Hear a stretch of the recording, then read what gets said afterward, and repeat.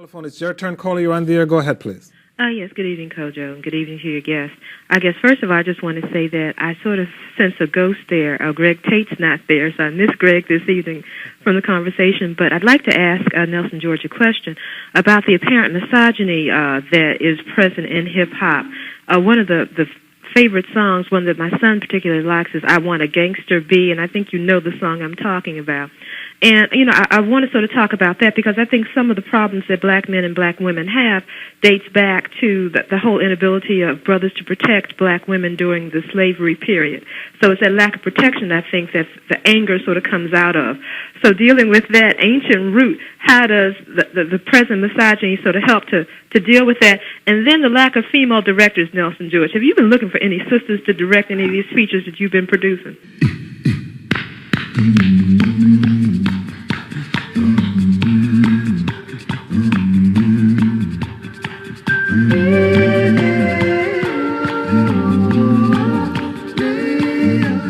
Good evening, I'm Kojo Nnamdi. Welcome to Evening Exchange. In the last 2 decades, we have witnessed a tremendous evolution in black urban culture.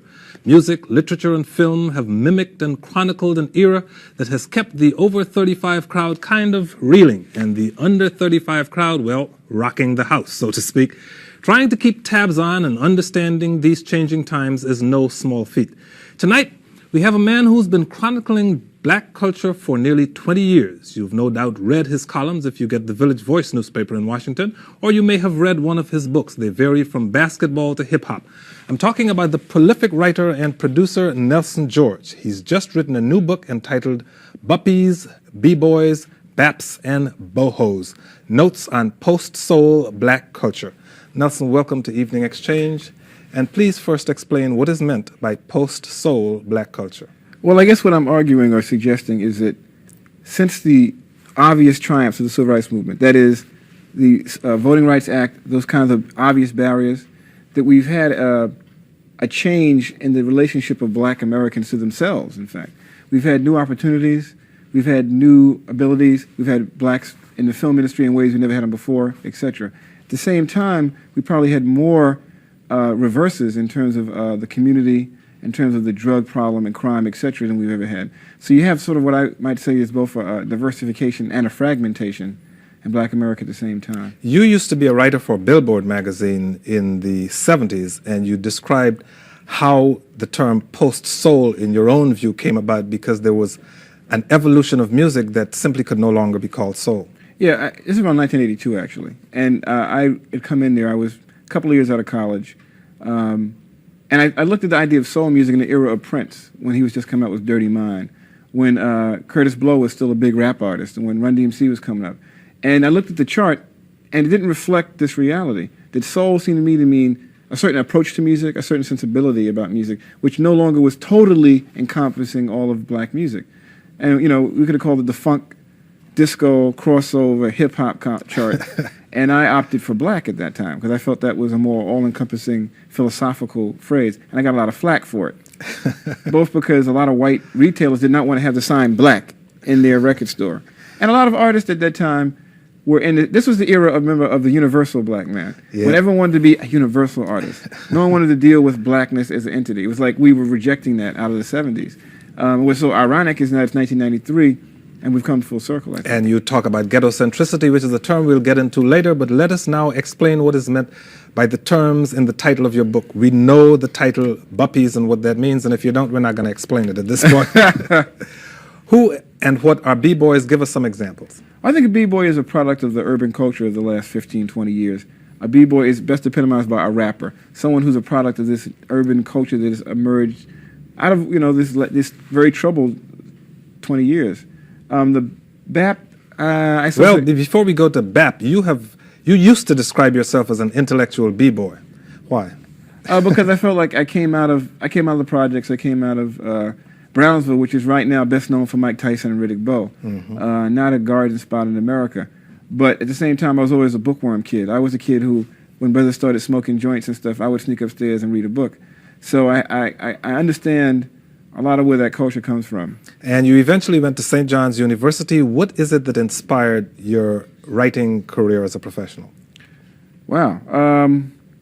Well, as a music critic, it was inspired by reading reviews in Rolling Stone magazine, particularly of a Brothers Johnson album. I'll never forget. And I think it was the Blam album, and it had that specific review. Yeah, inspired to some extent. Yeah, your review because it was about I just remember reading it and saying he doesn't understand what the Brothers Johnson are coming from. He doesn't understand how Louis Johnson is getting down on the bass. He doesn't understand how the records on this album are utilized by black people. He's writing about the Brothers Johnson if they were Bob Dylan. I just felt like his whole criteria for understanding the music was wrong. And I just felt like as someone from my experience who'd go into parties and dance to the music had a better sense of the music. And you also had an inspirational experience when, as a young man in 1968, you went to a Model Cities program. Much of your writing is analytical, and you give credit for that to one gentleman you met during that Model Cities program. Yeah, I'm definitely a product of that, of those programs that now are in such low regard by conservatives. But the Model Cities program, for those who don't even remember or know, was a program funded by the federal government that in the summer paid kids a small stipend to attend classes. And I had this brother who came in, Afro, sort of bohemian brother, and we go in late in the day, we all were kind of scratching our heads, and he'd play Coltrane for us. He introduced us to a lot of different concepts, and one of them was the idea of analyzing newspapers. One day he came in, I'll never forget, he came in with the Post, the Daily News, and the New York Times. 3 different newspapers, and we all read the same story, I believe about a robbery or some event. And by looking at how each paper presented the information, we got a sense of the political slant of the paper, what facts were withheld, what facts were minimized. And it was like, wow, it just like a blinding light. It revealed itself unto you. Yes, that there was more than this thing, this objective journalism that they talk about didn't mean anything. And I've never believed in objective journalism ever since. There is no such animal. And you've never forgotten that incident. BAPs. Who and what are BAPs? Children of, I guess, entitlement. People who believe black American princes and princesses who have come out of a fairly privileged background, who believe they're supposed to have the things they're supposed to have and don't have a real strong sense of the struggle that it took for us to get it. I think Whitley on A Different World is a perfect example of the BAP. Bohos. Bohos comes out of Bohemians, and we've always had a Bohemian strain in African-American culture. I just feel like the amount of them and their acceptance is wider. When you have a Tracy Chapman, when you have a Vernon Reed in Living Color, when you have, for a matter, Jean-Michel Basquiat, the famous painter who died a few years ago, they led an alternative kind of lifestyle. They had an alternative view, I think, of a black America, black life that doesn't fit the stereotypes of either white people or black people. Where would Keith Jarrett, the piano player, fall in that? I think he's boho myself. Keith Jarrett, you would consider boho. Absolutely. Now, Buppies, B-Boys, Baps, and Bohos is a collection of articles written by you over the years on a variety of topics. Anything that came across your path or into your mind, you were allowed to write about for the Village Voice. Some of these were also from Billboard? No, I didn't use it. There's a couple from Musician Magazine. In fact, the first piece in the book is about about rap in 1980. Mm-hmm. And that was in Musician. That was the first piece that I know of that was written in a national music publication about rap. There had been other pieces, I think, in some of the trades. And how has the writing and the music exploded since? That's a subject we'll explore more deeply as this discussion goes on. But I was fascinated by what you described as the article you wrote that received the biggest response ever. And it was an article because you were angry. Well, actually, it's funny. I wasn't angry when I wrote it, but it's about anger. Red angry to me. It's red anger. It's called To Be a Black Man. And in fact, there's a section in the book that's titled that. And it'd be hard to paraphrase it other than to say it's about the little daily aggravations of racism that sometimes make you so mad as a black person. In fact, one of the things that's happened to me, I've been on a book tour. I've been to San Francisco, Seattle, a few cities. And it's happened to me in 3 different cities. I've come early to a radio station before the receptionist is in. So I'm going in, and a security guard comes up to me. And in 3 different cities, they haven't said good morning. They haven't said, how may I help you? They've said, do you have a package for me? Whoa. This happened in San Francisco. This happened in Philadelphia.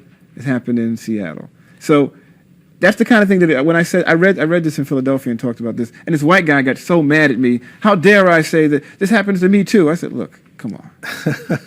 Certainly not as frequently as it would happen to Nelson George or me, for that matter. You also mentioned in that article, one of the things I find interesting about your writing is how you seem at times to find in yourself different views of the same phenomenon. In that article, you mentioned as a black man being plagued by what you call the gargoyles of womanism, which, as we know, is a kind of ideological formation that Alice Walker and others subscribe to as distinct from feminism. Yet, at a later point, when writing about the prospect of a New York high school that would be for black males, you wonder if the works of womanist writers would be taught in this school because you feel that they ought to be. Tell us about what appears there to be a kind of feeling of uncertainty about womanism. I think that black women, in terms of literature, and I get a lot of flack from this from some of my voice colleagues, have had an unprecedented run of success. It's very Ishmael Reed would agree with you. It's been amazing since the mid '70s, and I think that some of that success is based on black women writers, some of whom have made white people feel very good about their views of black men. They've confirmed views that I think was submerged that they were afraid to say. At the same time, there are things that are said in those books that need to be discussed by young black men and understood by young black men. I don't think that I would condemn every book by Alice Walker or every work by any particular group, but I would say that as a general group, there's a problem I have with a lot of the views of black men, but I think black men do have a problem with black women, particularly young black men right now. Do you think in part that was why the response to that particular article was so great, because not only did it attack white people, but it implies, because he ended the article by saying, essentially, I'm having a bad week here, that it implied that a lot of black men feel that they have bad weeks all year long, and that a part of that has to do with black women. Well, there's no question that the tension between, as a black writer, I mean, it's amazing to be in discussions and realize that black male writers are not. It's from the days of Wright and Ball, and we're a long way from that. If you ask someone who leading black writers are, it's going to be women for the most part right now. Macmillan, Walker, Morrison. What black male novelist has the kind of prominence that they've had? None in quite a long time. Maybe even a Charles Johnson, who had a tremendous book, The Middle Passage, never received the kind of acclaim or publicity as these women. You are, I guess, what they would call down with the scene. That is a part of hip-hop culture. And you talk about how you grew up going to see blaxploitation movies with your friends and the influence that, in your view, has had on hip-hop culture. Do you feel that that is indeed a very strong influence on hip-hop culture? Oh, yeah, it's one of the things that's so funny. When blaxploitation was around, people used to say, it's going to change the mind of our youth, it's going to affect the minds of our youth. And I guess they were right.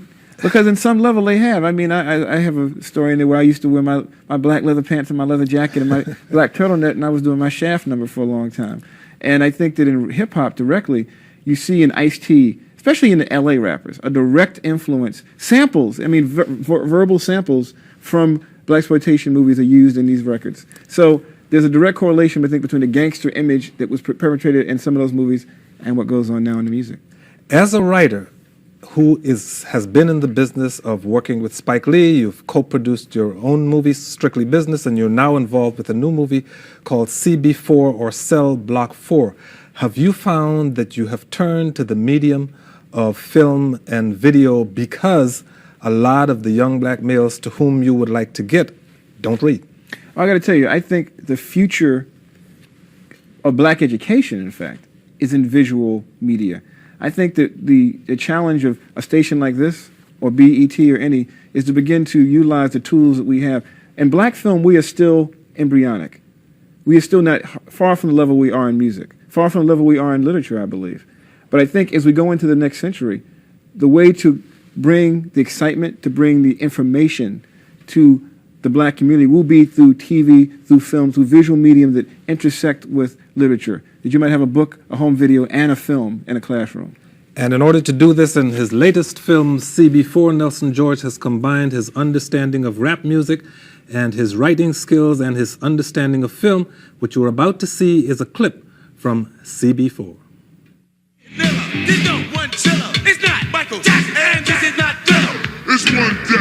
All my life, I wanted to be a rapper. But nothing seemed to work. Then I got a new idea. Let's turn ourselves into gangster rappers. Are you aware that your band might be arrested for indecency tonight? Cell Block 4 is not afraid to go to jail. Cell Block 4 is from jail. It would only be like sending them home. And under no circumstances are you to perform Sweat of My... God, I just love that I don't give a damn hip-hop attitude. It's so real. You brothers have created something so nasty. You had that concert, you died.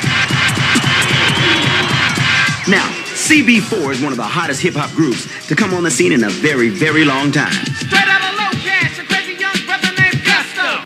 I'm MC Gusto, but in prison I'm known as 97-KY. CB4 is misogynistic, and I don't think they like women. Elemental P-14. This is not just a movie about rap music. It's about much, much more. From the world's most notorious fellas, what are you doing? We're filming. Hey, don't push her. Come on, give that back. That's mine. -7-14 to the third power. I thought I was hardcore, man. You ain't tough. There are some real kids out there who are gonna kick your narrow. Any person who defile America's pastime by wearing a baseball cap backwards, well, that's an evil that speaks for itself. Tonight, CB4 is gonna pay. Straight out of low cash, the crazy brother named Dead Mike. It's my first drive-by. CB4, featuring new music from Dead Mike. I'm black, y'all, and I'm black, y'all, and I'm blacker than black, and I'm black, y'all. I'm blickety black, blacker than black, black, I'm blacker than black, yo, because I'm black and I'm back. And I can dance, and dance Wacky in my D. pants and in your face. Yeah, my rapping's a disgrace, but I can dance. CB4, starring Chris Rock, Alan Payne, Bill Hartman, and Chris Elliott. She replaced me as a role model in my son's eyes. Better me than Daryl Gates. CB4, Nelson George, you also express acknowledgement to your homeboy Chris Rock. Got to, because it's Chris's idea, and he's the one who had to bring the noise. That was courtesy of Universal Pictures. It's a comedy about gangster rap, obviously, which is one of the more controversial aspects of hip hop that we'll be talking about during the course of this program. We'll be back in a little while with Dougie Fresh and much more. Stay with us.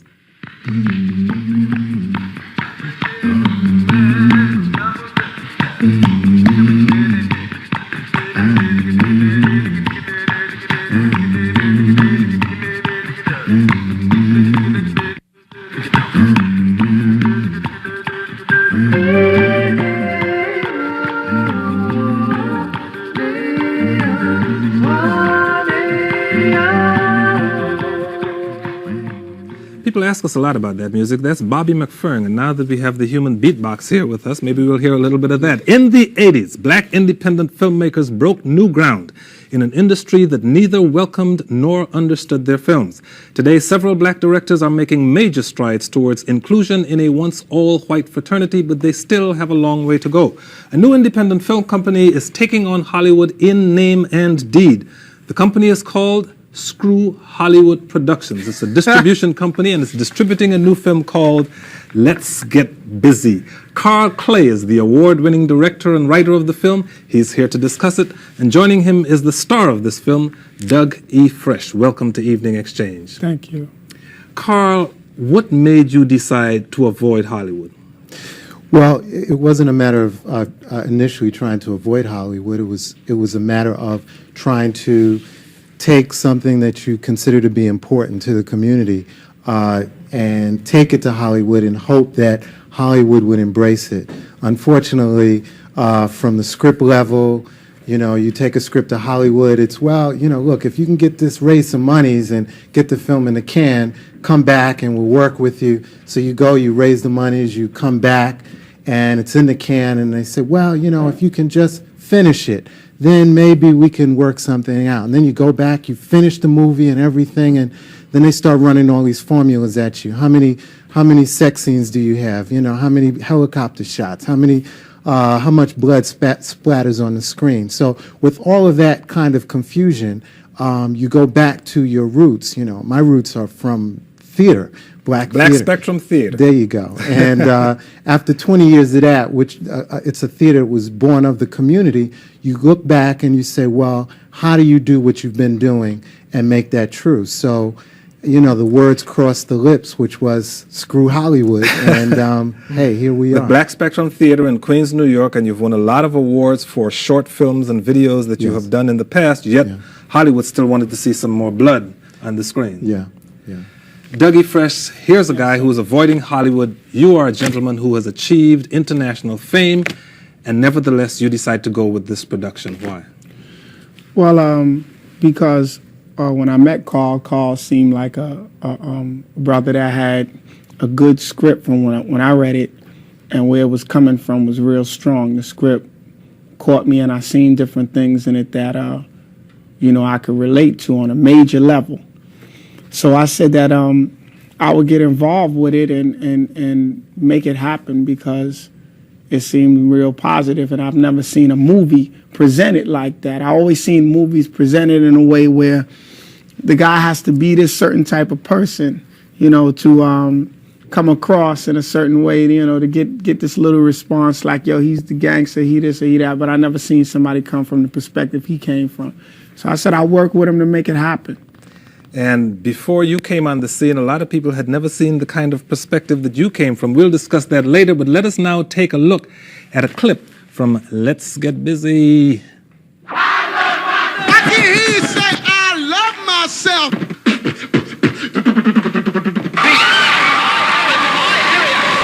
You won the school rap contest, but you barely ever came to school. I don't understand.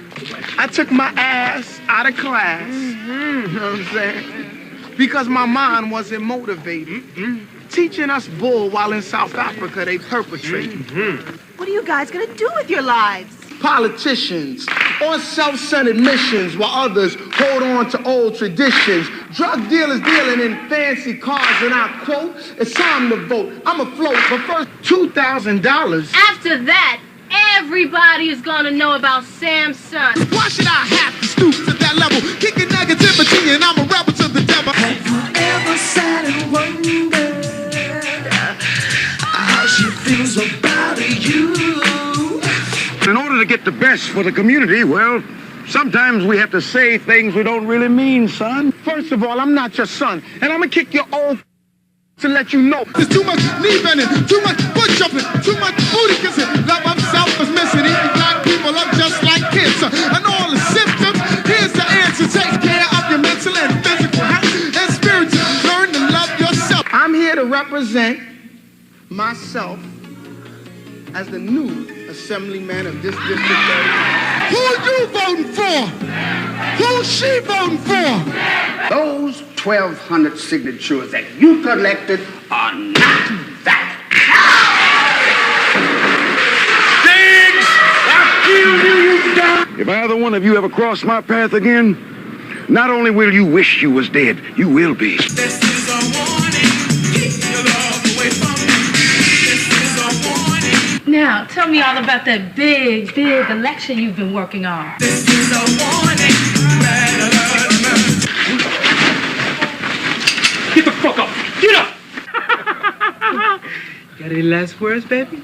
First, throw one finger in the air. Tap your friend and then stare. And as you stare and say, who is he? Go to the polls and let's get busy.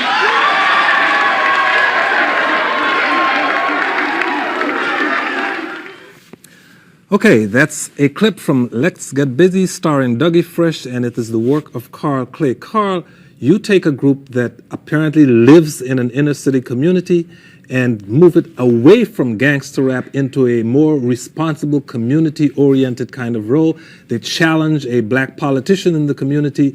Were you trying to tell your viewers that gangster rap ain't happening?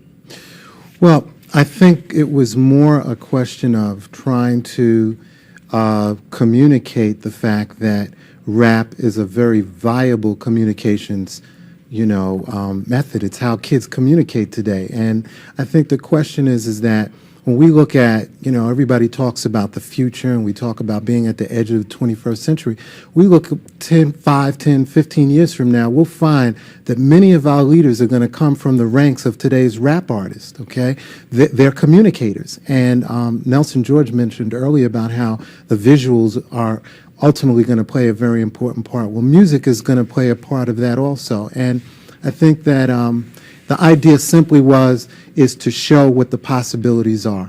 I think that youth today are, a disenfranchised group as a whole in our communities. They suffer more from every type of social ill you can talk about, but they're the most disorganized. And what I was simply trying to do is say that for young people, that here's a compass that, that's possibly usable in your everyday about how you work and how you're represented as a youth in America. The reality, however, Nelson, is that gangster rap still sells, and your movie is apparently a comedy about a group of young people who turn to gangster rap in order to make money. Can you expand on that? Well, just that the thing about gangster rap that makes it such an issue is because it really does crystallize a lot of contrast. In the film that we did, it's a matter that these guys are looking for their own self-image. They're middle-class, working-class guys, just ordinary guys who think that by being a gangster, that is, by having the accoutrements of the gold and the guns, they get some kind of self-esteem, and obviously it's not true. And in fact, they find that the reality is that you cannot be what you're not. I think, that's why gangster rap, I think, is such an issue, because it crystallizes the heroism. There's a need for heroism, I think, in the black community. And a lot of guys go to the gangster rapper for heroism because he looks like a hero. Like they've seen, he has a gun, he's doing violence, etc., etc. And you say you cannot be what you're not. And it's interesting the role Dougie Fresh plays in Carl's movie, because Nelson wrote of you in The Village Voice in 1987. The wholesome Dougie Fresh is still more human beatbox than rapper, yet when you combine his rhymes, sound effects, harmonica, dancing, and Cheshire Cat smile, it's clear Fresh is one of the music's most versatile live performers. No question, Dougie Fresh is the Sammy Davis Jr. of hip-hop. Have you ever thought of changing what you do? Well, I know Nelson a long time, and his viewpoints on me is cool. I respect him because I believe he's an honest person that says what he feels. So that right there is cool. I don't have no problems with that. In reference to me changing my style, I don't believe I have to, because I believe that I can do whatever I want because I'm real. If I feel like making a record about violence, I'll make a record about violence. If I wanted to make a record about stopping the violence, I'll make a record about stopping the violence. And my audience is geared up from that because that's the way that I came out. You know what I'm saying? I always took chances and I always tried new things, and I've always been an innovator of my own style. I created my own dimension in a game that people classified as gangster rap. See, because the thing is this, most people only have the record viewpoint of rap music. I have the depth of rap music because I came from the streets of rap, and I learned from the masters that most people never heard about, like the guys like Curtis Blow used to bite the guys' rhymes that I know, that I learned from. So, I'm not saying Curtis Blow is not good, sure, but I learned from the people that originated it, and it was always based on saying something that was powerful, whether it was about a gun, whether it was about party. It was all different styles. You had party styles. You had styles where people called themselves Mr. Ness because he rocks the best. Raheem because he's the lady's dream. You see what I'm saying? And it was always different styles. So it was never no one particular style. The only reason why gangster rap is on a level to where it seems like that's very strong right now is because the youth is looking for that strength, and they see the strength in the gun. I got to take a few telephone calls because I know there are people anxiously waiting to talk to all of you gentlemen. It is now your turn, caller. You're on the air. Go ahead, please. Yes, hi, Kojo, and hello to your guest. This is directed to Nelson George. First, I want to say, for instance, I've read his book, The Death of Rhythm and Blues, and I read anytime Nelson George writes something, I think he's brilliant and on point. What I want to ask you, though, specifically, for instance, to this CB4, I've seen some of the I guess, what do they call them, trailers? Mm-hmm. And I've also saw what was just shown. And what I'm trying to find out is sometimes a positive message is sometimes overshadowed by the visual imagery projected in film. And this would pertain to the other two gentlemen. Now, what I've seen, though, I get some feeling of some of the same stereotypic stuff that I know many other folks don't want to see. So I'm just trying to get an idea. For instance, have you considered showing other trailers, or you think those are the trailers that are going to be most significant to get an audience? Because I don't like what I see in terms of that. Okay, thank you. Well, I got a feeling you're probably not going to like the movie too much then. It is not, it is a comedy, it's a broad comedy. It is in the tradition of Naked Gun, tradition of I'm going to get you, sucker. If you like Living Color, you like it. If you don't like Living Color, which a lot of people don't, you might not like it. We make fun of gangster rappers. We also make fun of black nationalists, is one of the characters does. We make fun of Republican congressmen as played by Phil Hartman. Everyone in the film is taken a piece out of. And it is a very big comedy. It's very broad. And it is a raunchy comedy. I'm not going to try and say it's not. That was the conception that Chris Rock had about the film. And I backed him up on it because I believed that there was a way to look at this culture in a way that it hasn't been. Most of the films have been done about rap have either, a lot of them have dealt with the hardest elements of it in a very direct way. And we tried to take sort of a satirical look at it and the world surrounding it. So it is definitely a film that could get your hackles up. Let me get back to the telephone. It's your turn, caller. You're on the air. Go ahead, please. Yes, good evening, Kojo, and good evening to your guest. I guess, first of all, I just want to say that I sort of sense a ghost there. Greg Tate's not there, so I miss Greg this evening from the conversation. But I'd like to ask Nelson George a question about the apparent misogyny that is present in hip-hop. One of the favorite songs, one that my son particularly likes, is I Want a Gangster Be, and I think you know the song I'm talking about. And, you know, I want to sort of talk about that because I think some of the problems that black men and black women have dates back to the whole inability of brothers to protect black women during the slavery period. So it's that lack of protection, I think, that the anger sort of comes out of.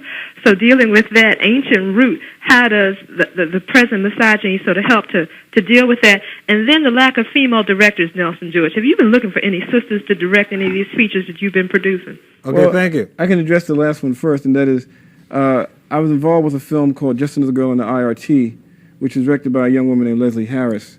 And it's a film that I think will be coming out in April on Miramax. And it's a film that Sister did in Brooklyn on her own, much like Carroll. It's an independent production, and she raised the money on the grassroots level. And it's a film about a 16-year-old black girl coming of age. So that is something that I've been involved in. But I just want to address a larger issue about misogyny is just that, you know, there's something going on in the black community with young men and women that needs to be addressed directly by black adults in terms of dealing with the way that we're brought up. Because the idea of the gangster bee being the kind of woman a lot of guys want is a growing one. It's not something that's in remission. It's like femininity is not very respected. We'll talk about that a little bit more. I know Dougie wants to say something. I wanted to get something in. Doug, you're staying with us, so let me ask Carl this question right quick. When can we expect to see Let's Get Busy in the Washington area? Well, it opens February 26th over at the Capitol Hill Cinema, and it's a premiere opening here in D.C., and we're going to have a premiere, and we're going to get busy. And good luck to you. When we come back, more Dougie Fresh, and we'll be talking with the organizers of what has become the annual hip-hop conference here on the campus of Howard University. Stay with us.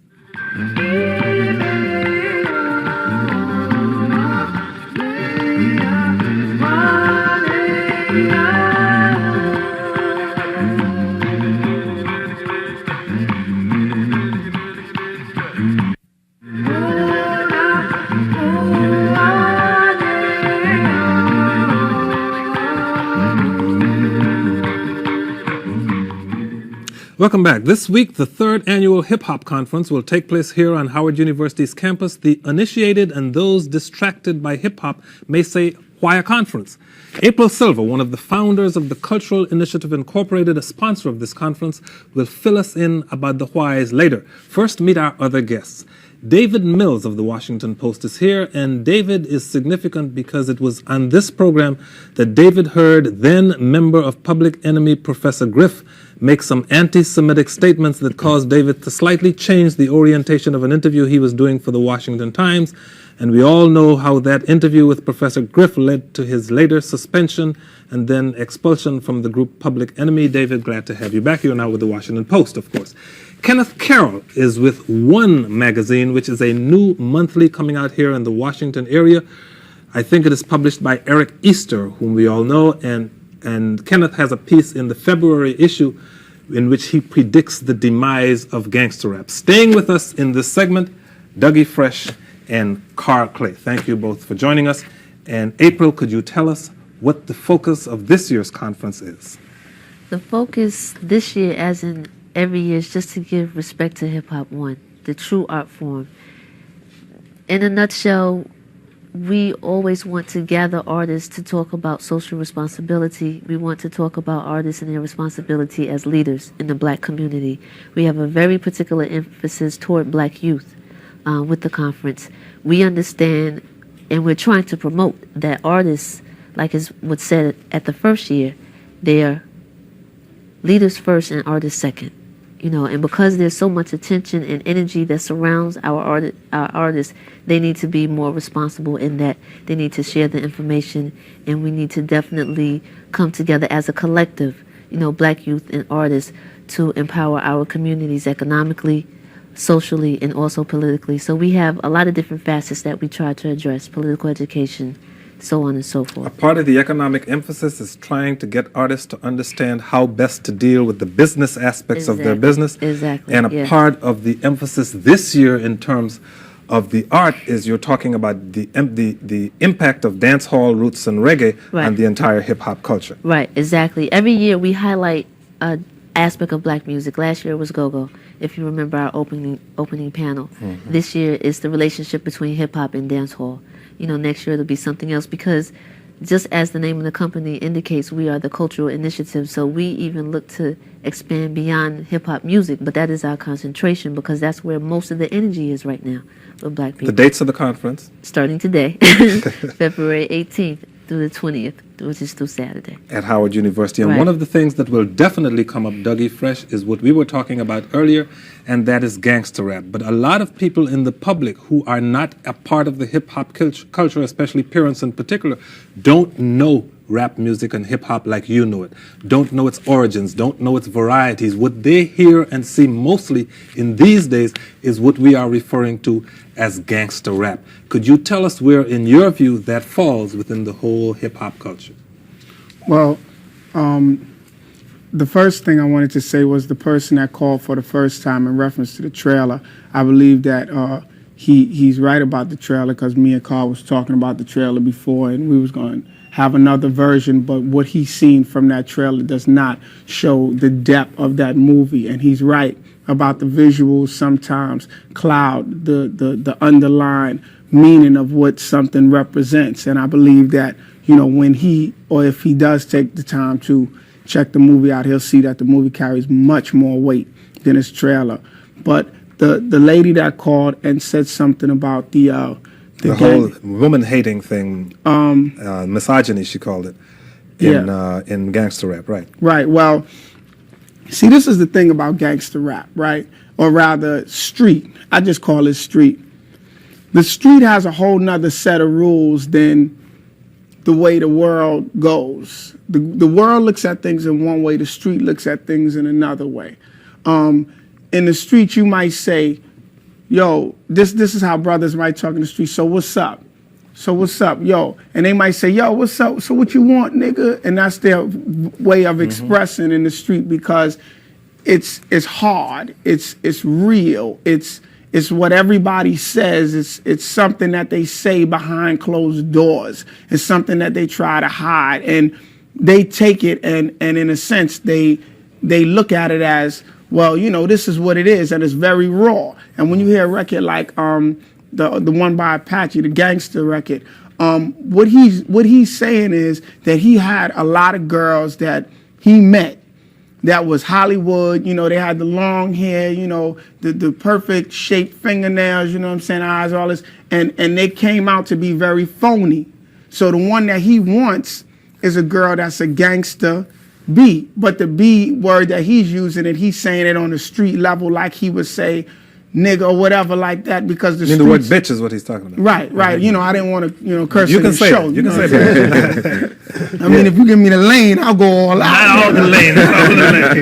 See you see how I just said that to you? Yeah. Like, if you give me the lane, I'll go all out, because now I'm talking slang. That's how the street talk. But it seems that that's what has been selling lately. And Kenneth, you wrote... Because the kids could relate to that. They could relate because it's not about the proper diction, the proper language, the proper, all of these different things, because I think it's kind of like a rebellious thing of the way America is structured. And so it's a world world within itself. So that it seems that that's what white kids in the suburbs want to hear. It seems that that's what black kids who live in Long Island They want want to to hear hear. it because the white kids want to hear it because now they want to be down. Because what America was afraid of is that rap would blow up like it did, and then it get on MTV, and all of the white children want to come on down and say, "So what you want, nigga?" So what, you know what I'm saying? While And holding so- their crotches, right? Yeah, right. put it in and go, and doing all of this. Now I'm saying that each person has an individual style. That's not my style, but at the same time, I understand why it's that. You understand? Kenneth, Carroll, you have written saying that you see the demise of rap, that you see that groups like X-Clan and others will be coming to the forefront in the 1990s or the latter part of the 1990s. Why do you think gangster rap is going away? Not rap, gangster rap. Right. Well, in the article, I was doing something. I'm also a creative writer. Actually, I was sort of writing with a vision, a sort of a more hopeful vision. I know it. Of what you wanted to happen. Right. Gangster rap is as large today as probably it will ever be. I mean, it's probably at its pinnacle now. And if you just look at Ice Cube album comes out and rushes quickly to #1. NWA releases their album, it runs to #1. Dr. Dre releases his album, it runs to #1.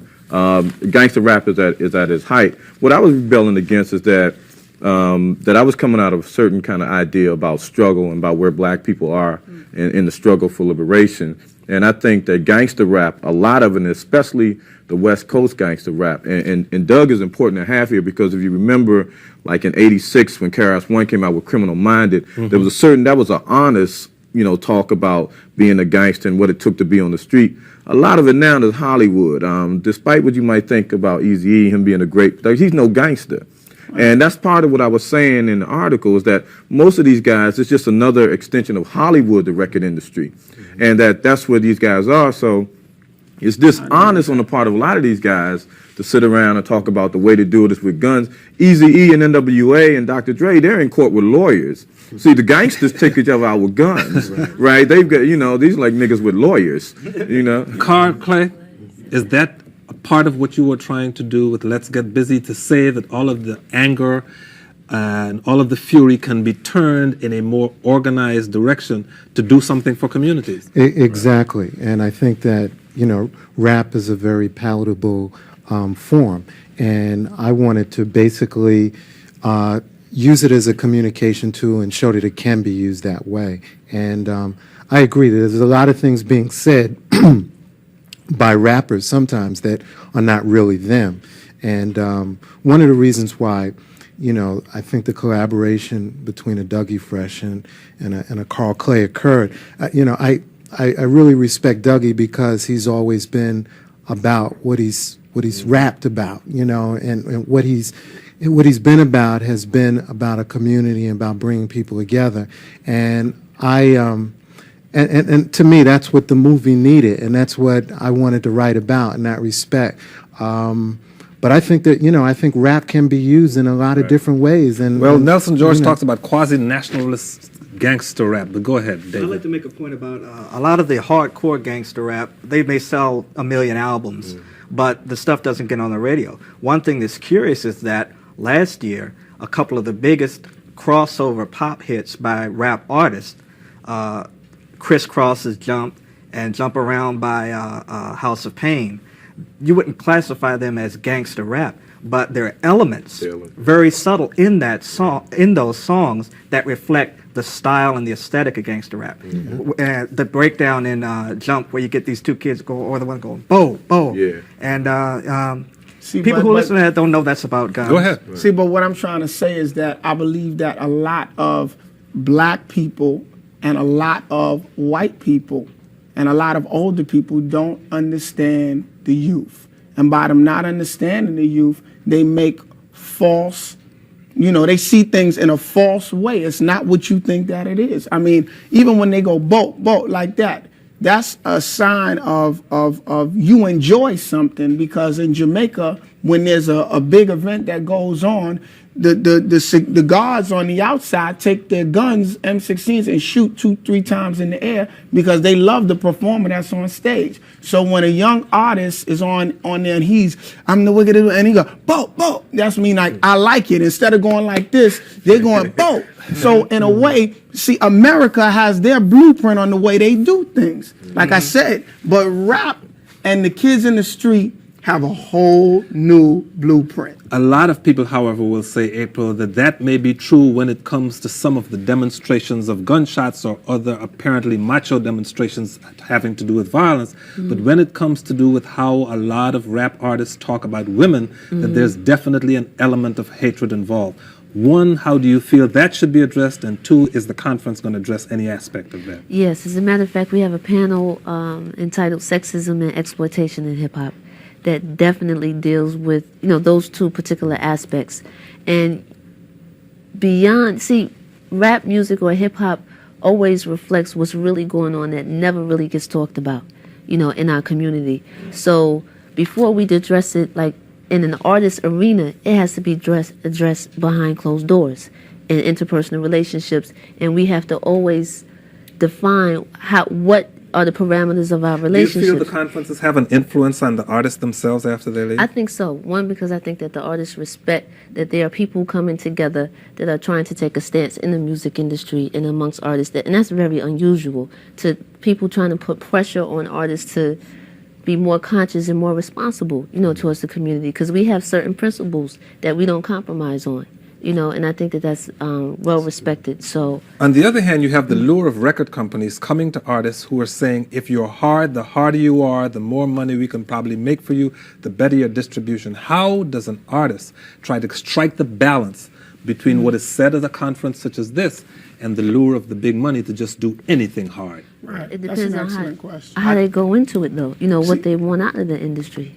Well, and what April's saying is right, because I always work with April in reference to that. My position is, like she always said, you have a relationship with your people first, because you have to teach them through song. But I'm gonna tell you that with a lot of artists that sign, they don't care about what she's saying and what we're saying. They only care about, I want to blow up, I want to get mine, and I want to make people know that I'm here. And sometimes they sacrifice themselves because the people that's in control of the outlets that they have, they do things because they want to be accepted, just like Around the Block. Well, in that regard, I think one of the most important recent rap albums was probably Arrested Development's album, which went counter to all of those, a lot of the messages that are out there, and particularly gangster rap. And the radio loved that. Yeah. The radio loved that type of rap, but the radio won't play a lot of... See, the radio is a funny thing. See, they tried to destroy rap. I mean, on radio, they said, no rap. You know what I mean? No rap. And I don't understand how... Well, we have no radio.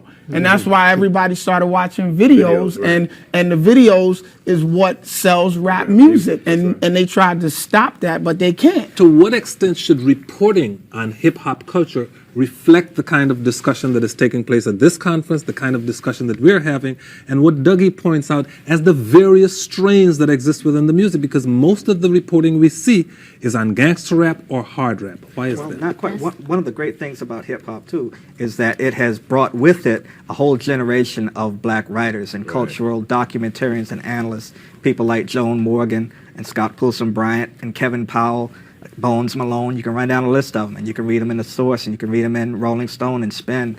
A whole Is that one of the things One Magazine wants to do? Well, I don't know. I agree that with this new rap thing, that you bring a whole lot of different writers in, a lot of younger writers who do understand, who come from hip-hop culture. I still think that there's some fundamental issues, in all respect to Dougie. I still think if you put out a song, a Gangsta Bitch, that you can analyze the song and determine independently of where you are whether this is positive or negative. And I don't think if Doug has a daughter, he wants her to be a gangster bitch. And I'm afraid we're out of time in this segment, but the conference at Howard University, February 18th through the 20th. Yes. And the Nelson George movie, CB4, opens March 12th. And the Carl Clay, Dougie Fresh movie, Let's Get Busy, opens February 26th. We got to take a break. We'll be right back.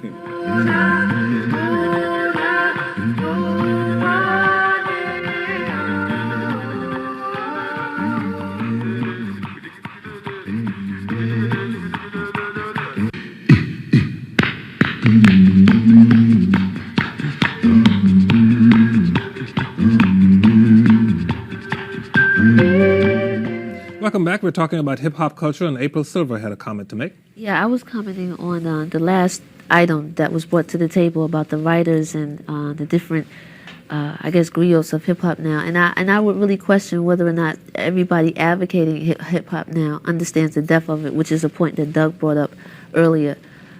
Just like the classic discussion between hip-hop versus rap and the commercialism of hip-hop. And I think that is really what is going on in a lot of the circles. People are exploiting hip-hop to make money.